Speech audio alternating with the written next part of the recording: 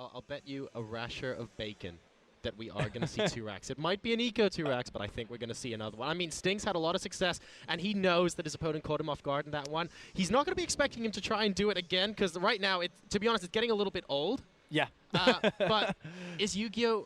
It's hard to predict if he's going to be expecting it. Sure, he'll be experienced by this point, but Sting has had a lot of success with it, and Yugioh has had so much trouble dealing with it. It's possible we could see it again. Let's find out, though, because the last map is on Ohana. And spawning in the bottom right location, guys, having a lot of success with 2 racks in this series, but getting completely shut down by a surprise Baneling hit in that previous game. Everything to play for here in Game 5. It is Western Wolves' Sting.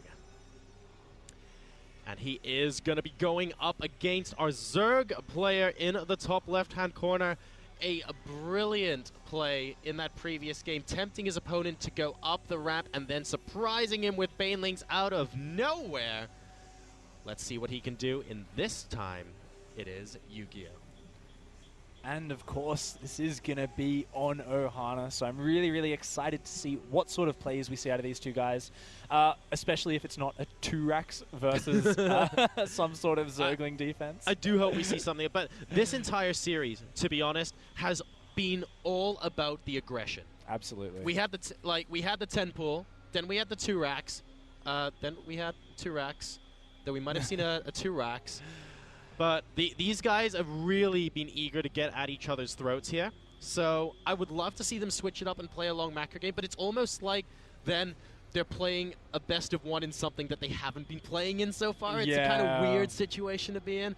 And it looks like I owe you a backer of Ration. A backer of Ration.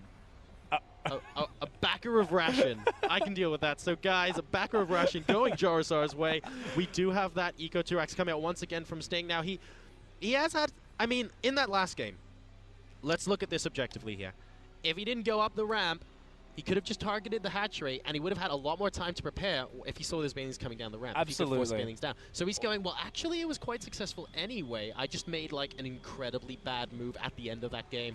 It's really hard to call. I mean, if he moved up the ramp, say, a few Marines at a time and kind of was pre-spreading them as well on the high ground. Which is hard to do with so many SCVs blocking the way exactly. as well. And because you want to get up that ramp quickly. He has no information about how prepared Yugioh is in this situation. He doesn't know the Baneling nest is done.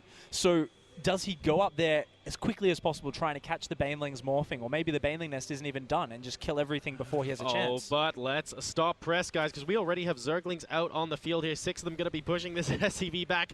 And once again, Yugioh's like, look, just don't even try this. Don't even go there. Absolutely. Perfect mirror of last game. Going for 8 Zerglings rather than just the 6. He's going to push across that map, and we are going to be seeing him just apply some light pressure, make sure Sting continues Marine production, so he does have to delay that command center slightly in order to stay safe from this. And he will be able to defend it without taking any actual damage. Yugioh will just be able to maintain some map control with these Zerglings. He's already got some really nice Overlords positioned on the sides of the map, ready to poke in later on. So he's just kind of setting up in a really, really safe, nice way. Exact same gas timing as last game. He'll be able to start that Ling speed by the 5-minute mark, and he will just be in a nice, safe, comfortable position. I feel like we're going to see him go for the same timing, and oh my, moving up that ramp. Very nice. 3 Zerglings getting taken out there and a couple more on quite low health. Now, he did see the barracks on the low ground and he saw a decent number of Marines. He's not going, well, that's your only barracks here. He knows that Sting is going for a lot of Marines. So Yugioh knows what's up. He remembers the last game and he's going, right, okay, this is how I need to deal with it. Let's see if he deals with it any better this time around. Absolutely. I think we're going to see Sting possibly throw down that 3rd command center in the next couple of seconds here. Yugioh, on the other hand, he's still on gas, so he is playing super safe like last game, ready to put that Baneling nest down. Right now, it does go down. Yeah. The Queens have been injecting perfectly, obviously spending as much lava as he can on drones, building a few extra Zerglings just to handle this pressure now, but I don't think he's going to overreact too hard. Oh, and look at this. 2 additional command centers going down for Sting, so he is going straight up to that triple orbital. He is switching it up a little bit, and this is actually what I was worried about before, which I'm not worried about so much now. This series has, for me, all been about Sting finding something that works and sticking with it, and Yugioh slowly adapting his play to Sting. Like, we saw him now pool and then hatch, making sure that none of these shenanigans can go down, for instance. We saw him hide those banelings, do a great job in game number 4. So in game 5, in the back of my mind, I'm thinking, well, Yugioh is just getting better and better at dealing with this. Sting needs to switch it up, and that's what he's doing here. He's making it look like the same thing, but then going very quickly for that third command center. Absolutely. I think I would almost argue that Yugioh was too slow to react. As you were saying, he was quite slow. You know, there were 2 games in a row where he let the 2 racks destroy his natural. And now when he has reacted in this game and the previous one, he's done it a big overreaction, but he's coming in with a Zergling counter right now. And if he can get that barracks down before it finishes, he may be able to do a lot of damage with his counterattack. No, the surface area on the barracks is actually quite large, and there's only 1 Marine at home to defend. This could actually be a fantastic counterattack timing coming out from Yugioh here. He's in the natural expansion. Oh my God, the Marine goes down, range. and he's going straight into the main base. This is huge here, and Sting might just go down super quickly, but he has a decent number of Marines inside the natural expansion of Yugioh. He just needs to make a lot of Lings right now and whittle down his force as quickly as he possibly can. These Lings in the main are doing so much damage. The factory is about to complete. Sting trying to tech up behind this as well, rather than go for a lot of racks like he did last game. And Yugioh is sending all of his drones away. Oh, but what we're seeing here is surround. Sting is controlling both sides perfectly. Yugioh miscontrolled his offense. Sting just surrounded all of those Lings with his SCVs. He drilled his SCVs and then came back out in such a way that his Lings were in a concentric circle inside the SCVs, and the surface area was actually amazing for Sting. And now we have banelings out as well to take out these remaining Marines. This game, that's the counter move Yugioh needed there. I mean, he really miscontrolled his aggression. He spent a while, he ran up the ramp, killed a supply depot, ran down the ramp to kill a Marine, ran back up the ramp, and then got surrounded by the SCVs. It was so... That move was really, really important from Sting there, because that positioning from the SCVs allowed him to not get too many of his workers killed. Yes, Yugioh has killed 12 this game right now, but getting 12 killed is a lot better than, oh, your main base has just been completely cleaned up. I think you said it really well when Sting microed that perfectly on both fronts. Yugioh, though, is ahead 50 to 37 workers at the moment. He has got his third base up, and we know for sure, because the aggression was shut down, that there is no standing army from Sting available to put any aggression on. So he's going to be able to drone up on 3 bases now and progress to whatever his mid-game plan is going to be. Absolutely. He's got full map control with just 14 Zerglings out on the map. He's in a really, really comfortable position, like you said there. I feel like Sting played that whole situation out a lot better than Yugioh, but he just had the worst end of the stick. Yeah. Having those Zerglings in your main, there's nothing you can really do to deal with that without losing 10 or so SCVs. But he is now coming out with another timing attack, and this is very much Sting sticking to his style. He's got Blue Flame upgrade about to finish. He has been building these out of 2 factories, so he has got, I believe, 7 Hellions and 15 Marines on the map. The Marines don't have any upgrades, so it's going to be hard to defend against Banelings, but with no creep beyond this third base, he may be able to kill a lot of Yugioh's drones here. What Sting is relying on right now is his Blue Flame Hellions to kill off the Zerglings and Banelings before they can get to the Marines, and then allow the Marines to do DPS behind it, because those Marines are very squishy with their combat shield. And here come the Banelings. We need the Hellions immediately to do some damage here, but they're... Oh no! They were attacking some Zerglings. They were basically on attack move. They didn't select them specifically. A great splitting coming out from Sting, but the number of Marines is dwindling, and the Hellions are going to go down to the surround by the Lings as well. That was actually just really well handled from Yugioh. We got some workers killed, but Sting just lost that entire force. Absolutely. I mean, he killed about 7 or 8 workers, but it's not. It's a Zerg opponent. He can reproduce those very quickly. If the Zerg's already got a significant lead and he's a base up, you need to be doing a lot more than just trading armies and killing a couple workers. And we are seeing Sting obviously change up his play drastically from earlier in the series, transitioning straight into mech.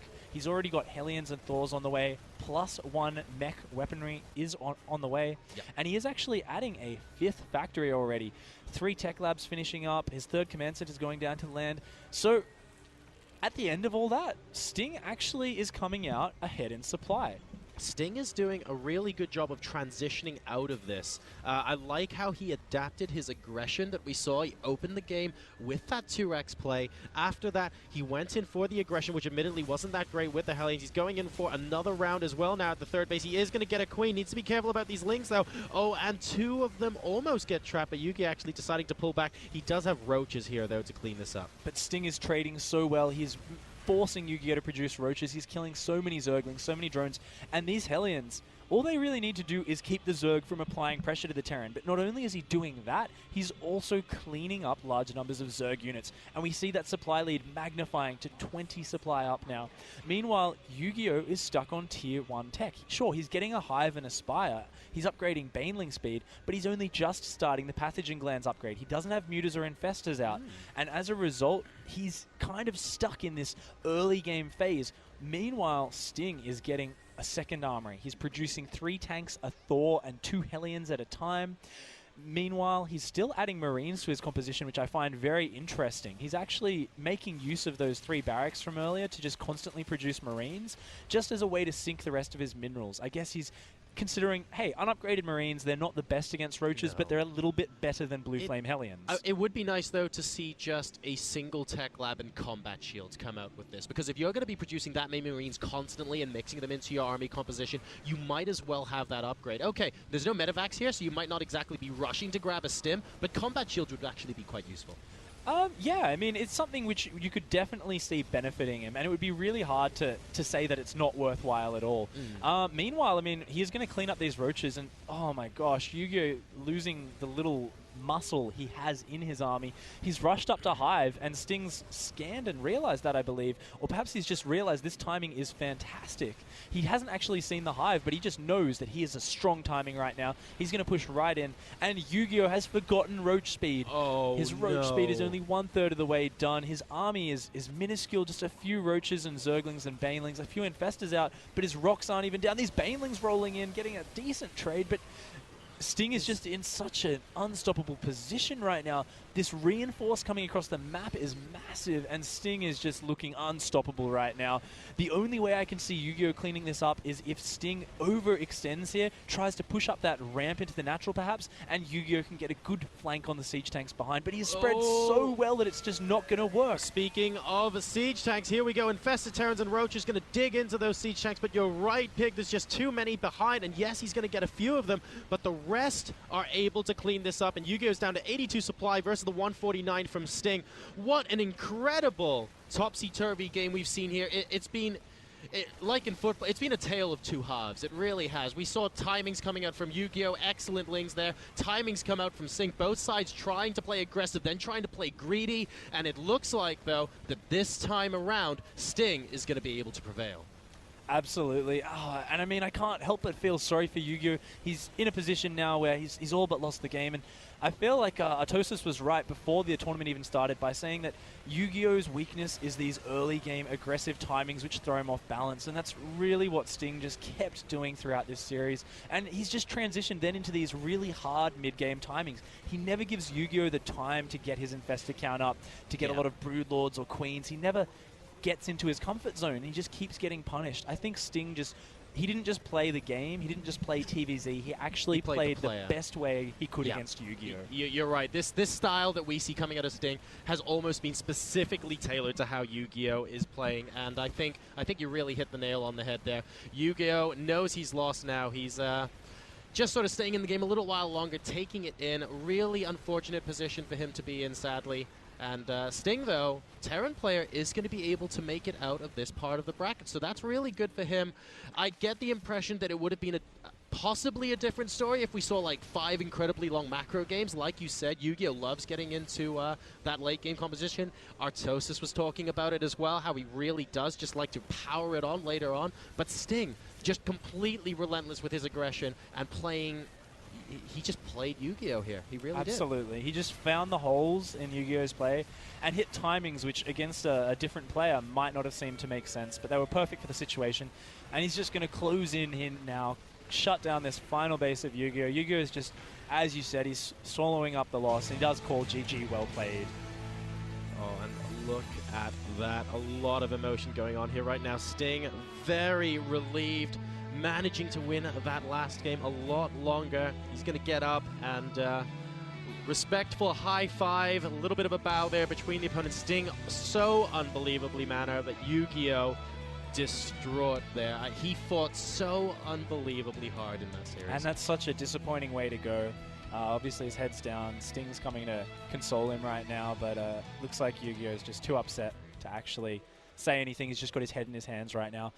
Really And sad you can't to, blame him, really. yeah, I mean, especially when you're in a tournament and you can't get into your comfort zone, you feel so crushed, you feel helpless, and it really messes with your mentality. So I really hope Yugioh will be able to bounce back from this loss and learn from his mistakes, really tighten up those holes against his 2-racks defense. Well, that's exactly what Sting's game plan is. I mean, some people could be watching those games thinking, whoa, we saw so many 2-rackses. This is actually, this is rubbish, man. What's going on So here? imbalanced. Actually, it was ingenious because Sting obviously did preparation for Yugioh. Yes, he is known in some circles as a bit of a cheesy player, but not like that. I mean, he really knew, look, this is what I'm going to be drilling in on, and he exploited it. The first time we saw the 2-racks, he saw that Yugioh didn't deal with it very well, and he ended up winning the game. So if you find something that works, you need to keep going for it. And the 2-racks from Sting in this particular series were a really, really good choice. He ended up winning the longer game, 19 minutes long, that final game as well. And maybe if we saw 5 really long games, Yugioh could have come out the winner. I'm not sure. Absolutely. But Sting played the player very, very well there, and all credit to him where it's due. Yeah, it was really just a fantastic way of finding those timings. I mean, pushing out with 15 unupgraded Marines and 7 Blue Flame Hellions, that's such a weird timing in that game. At first I thought, oh, that didn't really do enough damage, but when we looked at it afterwards, he was actually up about 15 supply. He delayed enough of Yugioh's production, killed about 7 or 8 drones, perhaps took out a queen there as well, wasted a lot of banelings on it. And Yugioh's tier 2 tech was just, inevitably delayed. I think that whole series, he just kept on finding those different timings, and I don't think he went into that series saying, I'm going to 2-racks, 4 or 5 games in a row. I think he absolutely, you called it, he just went with what worked and he carried it through. That's right. And therefore, Sting is going to be the first player here at the Intel Extreme Masters Singapore to make it into the semi-finals, guys. He's going to be playing the winner of what is going to be an absolutely epic ZVZ coming up next. Revival is going to be taking on Vortex, 2 of the most skilled Zerg players on the planet, battling it out head-to-head here in Singapore. So don't go anywhere, guys. We will be bringing that to you right after this break. This is the Intel Extreme Masters, brought to you by Patriot Memory.